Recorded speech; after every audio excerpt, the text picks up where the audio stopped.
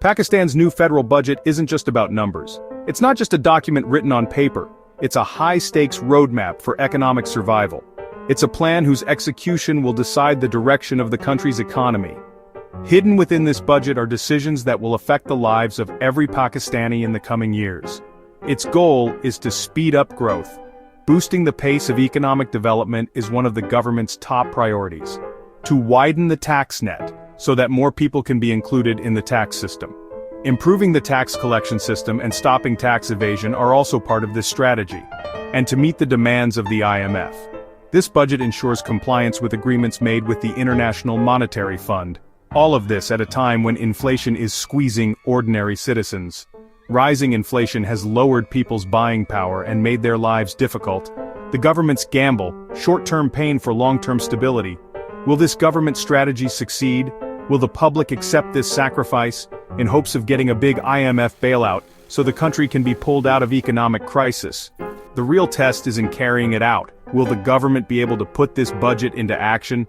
Can ambitious tax goals be met without stopping growth? This is a big question that will be answered in the future. And will the public accept it? Will the people support these government policies? As the debate continues in Parliament, the nation is weighing the promises of a brighter future against today's tough realities. It's a difficult time, but there's still a glimmer of hope. This budget comes at a time of fragile recovery.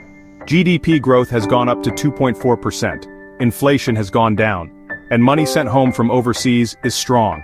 Still, a lot of debt, slow industry, and a low tax to GDP ratio are putting growth at risk. The government's challenge is to build on these successes without stopping the recovery. Stability is real but delicate, and any wrong step could undo the progress that was so hard to get. The budget's success depends on careful management and ongoing changes. The IMF's rules, which are a must-have for getting loans and money help. These rules shape every line of this budget. They affect every rule and every money decision. It's like a blueprint for how the economy will be run. More taxes, which are needed to bring in more money and lower debt. Fewer subsidies, a key step to cut down on government spending in different areas. And tough changes. These changes are needed to make the economy strong and make sure it grows in a way that lasts. The government will need to keep its money in order. It will have to balance this with helping the poor, making sure that the burden of money changes doesn't just fall on those who are already struggling.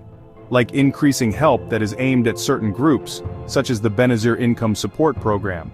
This program is meant to give money help to the families who need it the most. New taxes are being put on areas that didn't have them before, making sure everyone helps out with the country's money. While people who get a salary will face higher rates, this is meant to make sure money is shared more fairly.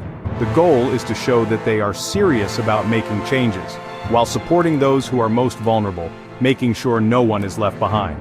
Success depends on making sure that cutting costs is something people can live with, so that the public can handle the burden. And on making changes that can last in politics. This needs everyone involved to agree and work together.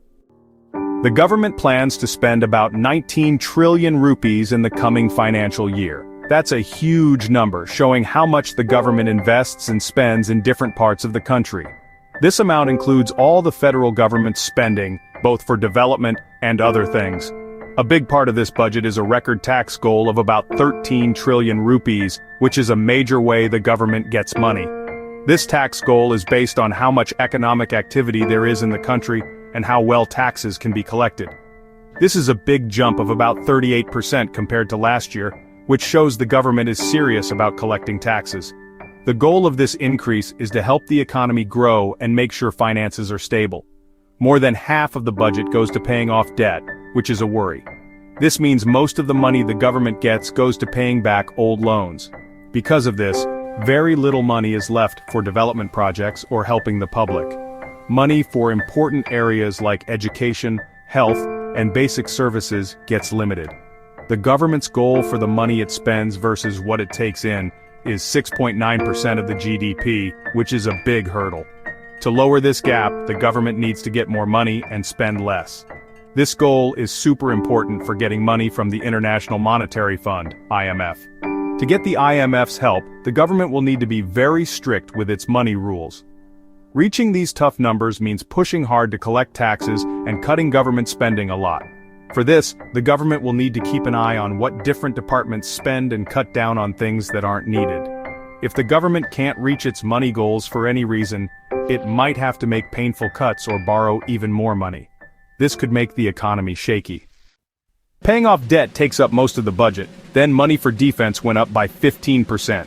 Social safety nets got a boost. This includes more money for the Benazir Income Support Program.